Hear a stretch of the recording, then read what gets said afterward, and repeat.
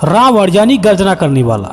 एक ऐसा गर्जनाहट आवाज उसके अंदर थी कि जिससे पूरा त्रिलोकी कांप उठता था। दोस्तों, रावण एक महान योद्धा था। उसने अपने तपोबल से पूरे पृथ्वी को भी जीत लिया था और यहाँ तक कि देवलोक को भी जीत लिया था। रावण हमेशा युद्ध करता रहता था। रावण अगर किसी सुंदर स्त्री को देखता था तो उसे अपने पुष्पक विमान में लाद कर लंका को ले जाया करता था।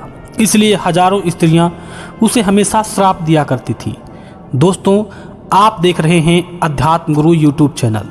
मित्रों, अब करते हैं ज्ञान की बात। इससे पहले आगे बढ़ने से पहले आपसे निवेदन करता हूं कि कृपया चैनल को सब्सक्राइब करके घंटी के निशान को दबाएं और ऑल नोटिफिकेशन ऑन करें ताकि मैं जो भी नया वीडियो बनाऊं तो उसकी सूचना आपको सबसे पहले मिल जाया करे। ये कहानी उस समय की है जब रावण की बहन कुंभनसी को मधु नाम के राक्षस ने अपहरण कर लिया था।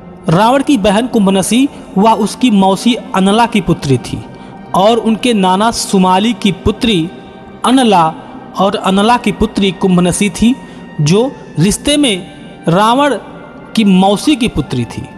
इसलिए जब विभीषण की बात को सुना कि उसकी बहन का अपहरण हो चुका है तो रावण ने उसका बदला लेने के लिए मधु दैत्य पर आक्रमण कर दिया।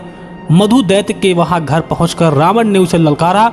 मधु दैत्य सो रहा था। तब उस समय कुंभनसी हाथ जोड़कर रावण के पैरों में गिर पड़ी और उसने क्षमा की भीख मांगा कि मेरे पति को छोड़ दीजिए, वह मेरे पति हैं, मैं अपनी इच्छा से उसके पास आई हूँ। रावण ने उन्हें छोड़ दिया और कहा, बुलाओ तुम्हारे पति कहाँ हैं।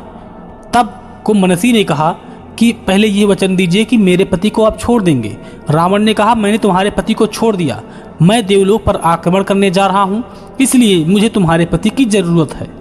कुंभनसी खुशी के मारे दौड़कर गई और अपने सोते हुए पति को जगाया और कहा कि हे प्राणनाथ, इस समय मेरे भाई दशानन रावण आपको अपने साथ ले जाना चाहते हैं और देवलोक पर आक्रमण करने जा रहे हैं। इस बात को मधु ने स्वीकार कर लिया। वह न्यायोचित रीति से रावण से जाकर मिला और धर्म के अनुसार उसका स्वागत किया। रावण एक रात वहां रुका, फिर सवेरे उठकर वहां से चल दिया। शाम काल का समय था और तब तक कुबेर के निवास स्थान यानी कैलाश पर्वत को वह जा पहुंचा और अपनी सेना का पड़ाव डाल दिया। अस्त्र शस्त्रों से सुसज्जित निशाचरों की वह विशाल सेना कुछ ही देर में गहरी नींद में सो गई।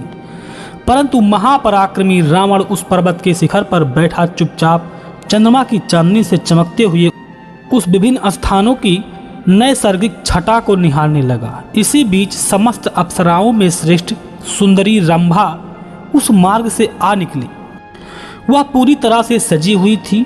वह सेना के बीच होकर जा रही थी, इसलिए रावण ने उसे देख लिया। देखते ही वह काम के अधीन हो गया और खड़े होकर उसने जाती हुई रंभा का हाथ पकड़ लिया। वह लाश से गड़ गई, परंतु रावण मुस्कुराता हुआ बोला, सुंदरी, किसके भाग्य के उदय का समय आया है जो तुम स्वयं चलकर जा रही हो? इंद्र, उपेंद्र या अश्विनी कुमार ही क्यों ना हो, इस समय कौन पुरुष मुझ रावण से बढ़कर है? इस समय तुम रावण को छोड़कर कहीं और जाओ, यह अच्छी बात नहीं है। रावण का नाम सुनने मात्र से रंभा के रोंगटे खड़े हो गए। वह कांप उठी और हाथ जोड़कर बोली, हे प्रभु, मुझ पर कृपा कीजिए। आपको ऐसी बात मुंह से नहीं निकालनी चाहिए, क्योंकि आप मेरे पिता समान हैं। यदि कोई दूसरा पुरुष मेरा तिरस्कार करे तो उससे भी आपको मेरी रक्षा करनी चाहिए। मैं धर्मतः आपकी पुत्र वधू हूँ, यह आपसे सच्ची बात बता रही हूँ। उसकी बात सुनकर रावण ने उससे कहा, यदि यह सिद्ध हो जाए कि तुम मेरे पुत्र की पत्नी हो तभी मेरी पुत्र वधू हो सकती हो, अन्यथा नहीं। इस पर रंभा ने कहा, हे राक्षस शिरोमणि, धर्म के अनुसार मैं आपके पुत्र की ही पत्नी हूँ। आपके बड़े भाई कुबेर के पुत्र नलकूबर मेरे प्रियतम हैं। इस समय मैं उन्हीं से मिलने जा रही हूँ।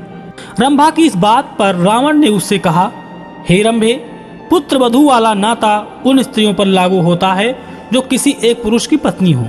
तुम्हारे देवलोक की स्थिति ही दूसरी है। वहाँ सदा से नियम चलता आ रहा है कि अप्सराओं का कोई पति नहीं होता। वहाँ कोई स्त्री के साथ विवाह करके नहीं रहता है। यह ऐसा कहकर रावण ने रंभा को जबरदस्ती एक शिला पर बैठा लिया और उसके साथ समागम किया। रंभा के पुष्पहार टूटकर नीचे गिर गए। सारे आभूषण अस्त व्यस्त हो गए।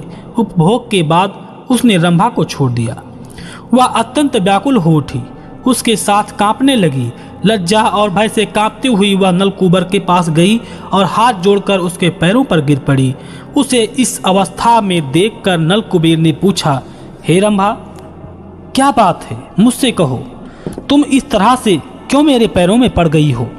थर थर कांपती हुई उस अबला ने लंबी सांस खींचकर पुनः हाथ जोड़ लिए और जो कुछ हुआ था सब ठीक ठीक बताना शुरू किया। हे देव, बहुत बड़ी सेना के साथ 10 मुख रावण देवलोक पर आक्रमण करने के लिए आया है। उसने आज की रात यहीं डेरा डाला है। आपके पास आते हुए उसने मुझे देख लिया और मेरा हाथ पकड़कर पूछने लगा कि तुम किसकी स्त्री हो।